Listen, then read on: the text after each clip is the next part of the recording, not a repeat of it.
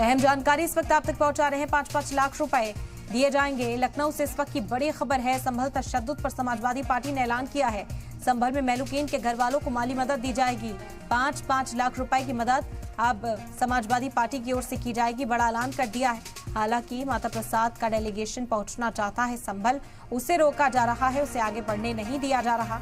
फिलहाल समाजवादी पार्टी के जो लीडरान हैं वो लगातार पुलिस की कार्रवाई पर सवाल उठा रहे हैं कि अगर पत्थरबाजी वहां पर थी भी, पहले तो भीड़ जुटने क्यों दी गई, नारेबाजी क्यों हो रही थी, और नारेबाजी के बाद जब लोग वहां पर इकट्ठे हुए थे तो फिर पत्थर के बदले भी गोली चलाने का हुक्म किसने दिया था, लोगों के सरों में गोली कैसे मार दी गई, सीधे उनके सीने पर फायरिंग कैसे की गई है।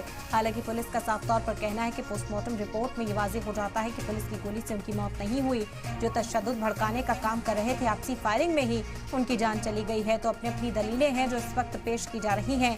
इस मामले की सीबीआई जांच कराने की मांग भी समाजवादी पार्टी की ओर से की गई है और अब समाजवादी पार्टी ने मदद का हाथ बढ़ाया है। मेहलुकीन के घर वालों को 5-5 लाख रुपए की मदद समाजवादी पार्टी की ओर से दी जाएगी।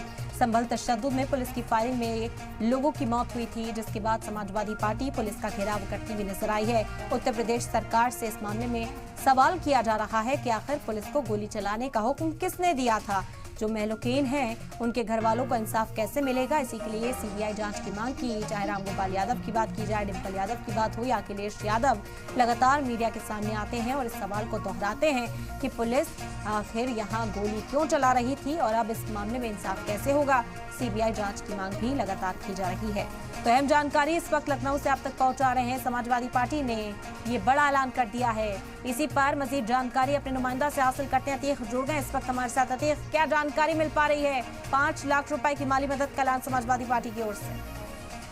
समाजवादी पार्टी का जो प्रतिनिधिमंडल था वो जाने के लिए संभल के लिए पूरी कोशिश कर रहा था, मगर उनको जब यहाँ रोक दिया गया, लखनऊ में जो कार्यालय है वहां पर जाने के लिए मना कर दिया गया, तो प्रेस कॉन्फ्रेंस कर दी है। जो माता प्रसाद पार्टी है नेता प्रतिपक्ष, उन्होंने कहा है कि ये संभल जल्द नहीं जाएंगे, समय बर्बाद नहीं करेंगे, और एक ऐलान किया जो पीड़ित लोग हैं जिनके घर में डेथ हुई है, जो मृत्यु जिनके घर में हुई है, उनको 5-5 लाख रुपए का जो है समाजवादी पार्टी की तरफ से पैसा दिया जाएगा, जिससे उनकी माली हालत ठीक हो सके। और ये भी कहा है कि जो सरकार है यूपी में, बीजेपी की सरकार है, वो उन लोगों को 50-50 लाख रुपए का या 1 करोड़ रुपए का मुआवजा दिया जाए। तो फिलहाल ये बात टाल दी गई है कि संभल डेलीगेशन जो जाना था वो नहीं जाएगा। ऐसे में पुलिस ने जो अधिकारी उन्होंने बात करी, वो कहा है कि 10 तारीख के बाद आप जा सकते हैं, वहां पर भीड़ जुट सकते हैं। तो जो रिपोर्ट आता है, जो आप आरोप लगा रहे हैं, जिसमें कार्रवाई की बात करें, ज्ञापन ले लिया गया है और इसी बात प्रेस कॉन्फ्रेंस करके ये ऐलान किया गया। तमाम तरह के बड़े आरोप भी लगाए गए और 5-5 लाख रुपए जो पीड़ित परिवार को देने की बात कही है। हालांकि अतीक, लगातार सवाल उठाया जा रहा था कि जब कहा जा रहा है कि संभल में हालात मामूल पर लौट आए हैं, तो फिर क्यों मुलाकात करने के लिए जाने नहीं दिया जा रहा, क्यों जो तमाम डेलीगेशंस वहां का रुख करते उन्हें रास्ते में ही रोक दिया जाता है।